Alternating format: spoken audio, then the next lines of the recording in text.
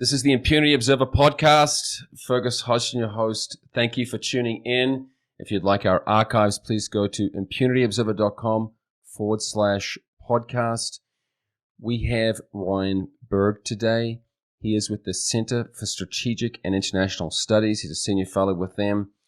And we will be exploring a topic that we've been writing about, we've done a previous podcast on, but it is crucial, and he's added to this discussion. It is the ZEDEs, or Special Economic Zones, in Honduras. I think the actual Spanish translates to Zones for Economic Development and Employment, something like that.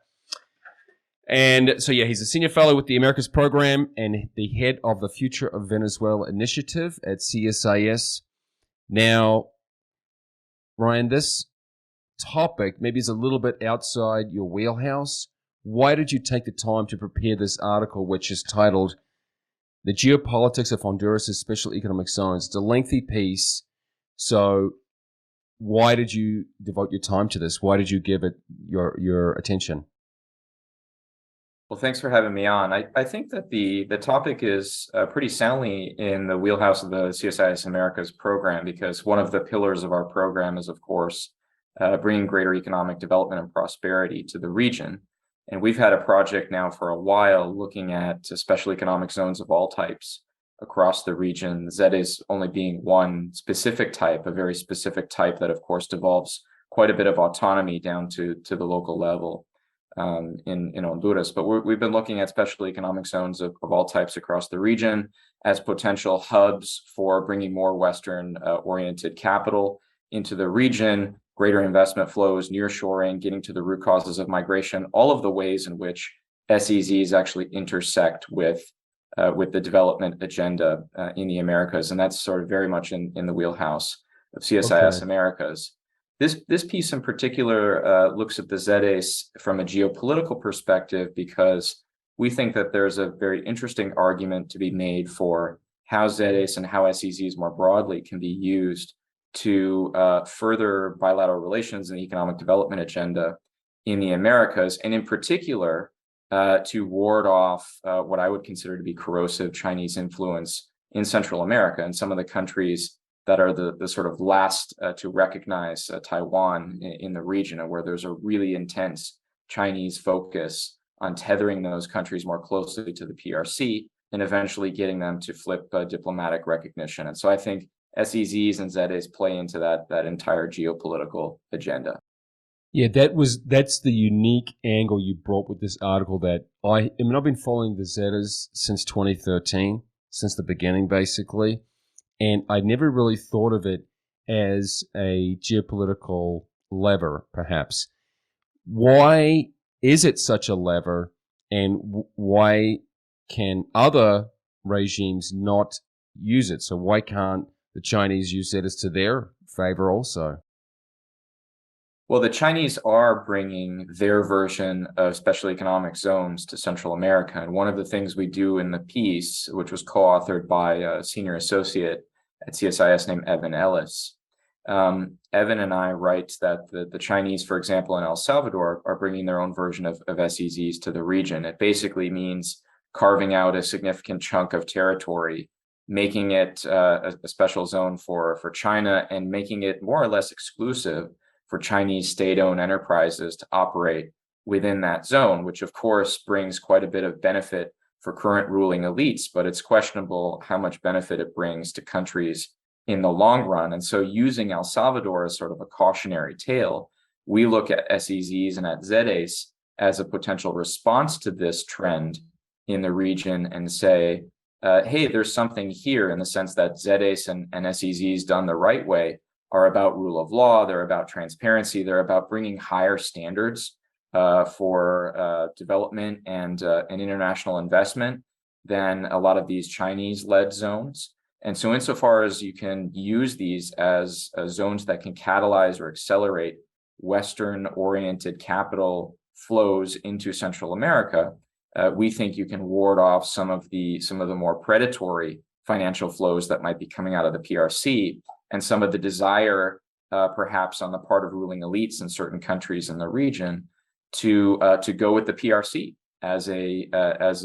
to go with their model of the SEZ which features exclusively the state-owned Chinese enterprises coming in and building flashy infrastructure projects. But of course, all of the negative aspects we know well. The elite capture, the corruption, the lack of transparency, etc. Do you want to comment on why the ZEDEs have just, let's say, struggled to gain popularity among the political classes in Honduras, and especially the new president, Xiomara Castro, who is, I think she came in January, I'm not sure the exact date, but there's some tension there, right? And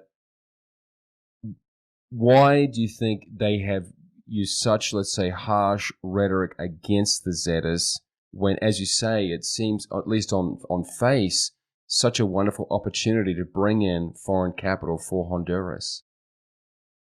Well, I think that there's a strong political argument that the Castro administration is making. If you look at the previous administration of Juan Orlando Hernandez, it was an administration that was fraught with corruption. It was a difficult relationship with the United States. It's understandable why many Hondurans wanted to make a political change after 2 terms of the so-called JOH administration. And this was one of the signature accomplishments of that administration. And so from a political perspective, I think the Castro administration is very intent on reversing what they consider to be one of the signature pieces of legislation that was passed under the previous administration.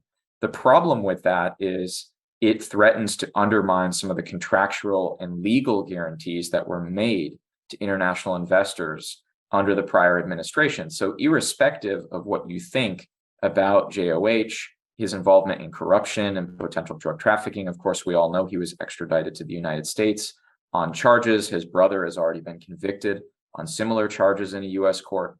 That says nothing about the fact that current investors in these zones should be entitled to the legal rights that they were entitled to when they made the initial investment. And so the uphill battle that the administration in Honduras faces is if they decide to go head on with the ZEDEs and go for a full repeal and rescinding of the constitutional guarantees that these zones had, they're going to have quite a legal mess on their hands with, of course, investors capable of investor dispute settlement mechanisms, certain mechanisms within CAFTA-DR and other international legal frameworks that exist. And so there's the political side of this, and then there's the legal side of this. And I think the political side, the administration thinks it's a win.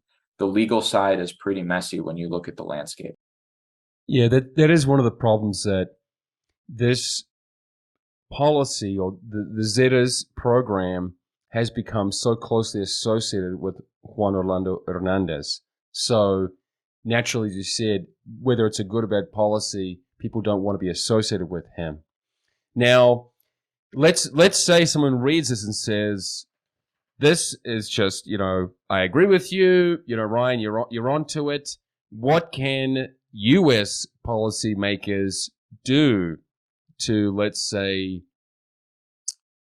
support or incentivize perpetuation of the ZEDEs? Well, my impression of the Biden administration is that they don't want to get too involved in ZEDEs. And so, and in this, what they probably see as a domestic issue. Moreover, I think that they have a broader concern for the U.S.-Honduran bilateral relationship. But I do think it's important, however the administration frames it, and they probably won't frame it as ZEDE-centric, to reiterate that the contractual obligations that currently exist, the international legal protections that should exist, ought to be honored in this case, and that there could be a deterrence effect here if it is seen that there is an emerging amount of uncertainty for around the legality of investments in Central America and in Honduras specifically. It could certainly deter future investment, future nearshoring opportunities, future opportunities to bring investment to the country as part of getting at the root causes of migration. Again, there are so many ways in which this intersects with the agenda of administrations in the U.S. on both sides of the aisle. that I think it is important for the US to make pronouncements, even if they're more general, about the sanctity of some of the legal agreements surrounding these investments, because we don't want this to have knock-on effects and later deterrent effects on future investment flows and future opportunities to extricate supply chains from China, for example, and relocate them to the Americas. Yeah, that's so the challenge there, the carrot of the ZEDEs is this international investment, better governance, right? But I don't, as you're saying, you don't really want to have to use the stick, which is some sort of legal wrangling. Do you want to clarify what exactly that stick or what that disincentive to abandoning it would be? Sure. Caveat here is that I'm not a lawyer, but that there are various layers of legal protections that investments have here. The first is a set of is the constitutional amendment itself, right? This was an amendment to the Constitution in Honduras. It passed a Supreme Court muster when a case was brought against it, and so there's the domestic legal protections that these investments are supposed to be given. There's also the fact that they were made within the CAFTA-DR framework, the Central America Free Trade Agreement, Dominican Republic. And so there are certain legal protections there, and there are investor dispute settlement mechanisms that are inherent to that agreement that the ZEDEs and the ZEDE operators could avail themselves of. And then there are also other international investment treaties that the country of Honduras has signed in the meantime, which are supposed to give extra legal protections to the ZEDEs. I believe one of them is an agreement that was signed with Kuwait, which was supposed to have a timeline of about 50 years. And so that there are quite a few different legal mechanisms here that investors of which investors can avail themselves if they want to go down that route. I think, however, they would much prefer to resolve this with the administration before it gets to the messy legal battle and before the need for litigation. Yeah, that's the problem, that it would be a big lose-lose. Let's say if the U.S. has to push Honduras out of the Central American Free Trade Agreement, yes, that might be a deterrence, but it would also it would undermine that free trade agreement, so it would not really be in the U.S. interest either. What are the latest developments in terms of the likelihood of more ZEDEs, or is it basically just frozen in time right now? There's a great deal of limbo or uncertainty. Yeah, I think from the U.S. policy perspective, kicking Honduras out of CAFTA-DR is basically a non-starter and almost certainly not going to happen. The only country we're currently discussing just suspending from CAFTA-DR at this point in time is Nicaragua, and for much different reasons, of course. It's descended into a brutal dictatorship. But with respect to Honduras, I think that the ZEDE project is probably frozen at the moment, given the current domestic political restraints with the Castro administration and their efforts to repeal the ZEDEs, and indeed the bill that they passed through the legislature at the end of April, which did exactly that. Now, that doesn't mean that the ZEDEs all of a sudden have disappeared. It doesn't mean that they don't have the right to operate. In order to make that full constitutional change, they would need to pass that bill again in the next session of Congress. But for now, I think seeing more ZEDEs in Honduras is probably not going to happen. And I think most of the three ZEDEs that currently exist in the country are fighting for their right to continue to exist and to continue to operate as they were before and bring greater investment flows to the country. Yeah, more broadly speaking, then, are other countries looking at the ZEDEs model and seeking to maybe continue it there, maybe elsewhere in Central America or the Caribbean? It's a good question. There are over 500 special economic zones in Latin America and the Caribbean. So SEZs are not somehow new to the region. This has been going on for a long time. ZEDEs, however, are very particular in that they devolve a lot of local autonomy. They devolve a lot of autonomy down to the local level. And we have seen and observed similar types of arrangements in other countries already. Panama, for example, has a zone called Panama Pacifico, which is very much like a ZEDE in terms of how much power it devolves down to the local level to build governance, to build institutions, to build through private sector capital, housing, schools, security, hospitals, and medical clinics. So this model, I think, has been tried in a few other areas, but in general, it's still fairly unique in terms of the amount of control it devolves down to the local level. Right. Okay. And do you want to introduce people while we've got you a little bit to your Venezuela? Was it Venezuela Future Initiative? So what you're doing? We've published a lot of work on Colombia and Venezuela too, and I must admit that my optimism is not great. I've kind of almost struggled to keep following Venezuela. But what is the program you've got going on, and what are the latest developments that you're addressing? So I'm the director, in addition to my role as senior fellow in the Americas program at CSIS. I'm the director of our Future of Venezuela Initiative, which looks at all facets of the Venezuelan challenge to redemocratize the country and hopefully bring the country a better, brighter future. So this is trying to be as useful as we possibly can to whatever is going on in the country. For example, last year, when negotiations were going on between the opposition and the Maduro regime in Mexico City, we wrote a couple reports looking at the history of negotiations, the over 12 times that this has occurred before, looking at the patterns that the regime usually uses in negotiations to further its own existence, to consolidate its hold on power, to divide the opposition, offering potentially useful avenues for greater success in negotiations. That's an example of the kind of work that we do to accompany the situation on the ground in Venezuela and provide policymakers with timely, important analysis on what's going on in Venezuela. And so it's an up and down type of job because, of course, it's following the trends and trajectory on the ground very closely. And obviously, there have been a lot of ups and downs since 2019 and the formation of the interim government in Venezuela. Are there any shoots of hope here that you can share with us as to what is going on in Venezuela, that for those who've been, let's say, following Venezuela for the last 20 odd years, as it's really taken a downward spiral, are there any little bits of optimism that are appearing now after all this time? Well, I think that there are some small slivers of optimism.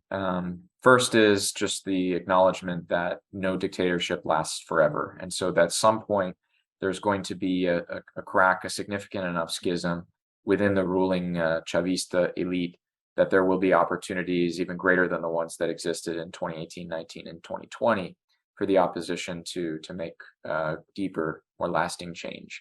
The second is the fact that the opposition still has international support, still has resources, and it still has the ability to organize itself in what we expect to be presidential elections in 2024.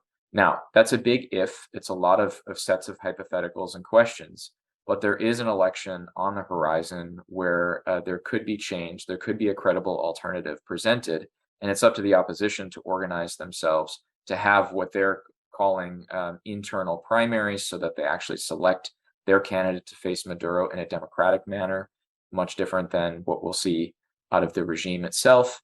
But again, there are a lot of ifs, and there are a lot of things that could happen in the interim period of time that frustrate the opposition's ability to move the needle on the ground in Venezuela. Right. Okay, folks, we've been listening to Ryan C. Berg, who is a senior fellow in the Americas program. And yeah, as he just explained, head of the Future of Venezuela Initiative. You can find his work at csis.org. He's also a visiting research fellow with Oxford University and an adjunct lecturer or professor with the Catholic University of America. Thanks for your time, Ryan. I'm really glad you wrote this article, and we'll share this too. The article is The Geopolitics of Honduras' Special Economic Zones. And if people have not already read this one, it gives a great context to what is going on and is at stake in the ZEDEs of Honduras. So thanks again. Thanks for the opportunity to come on. I appreciate it.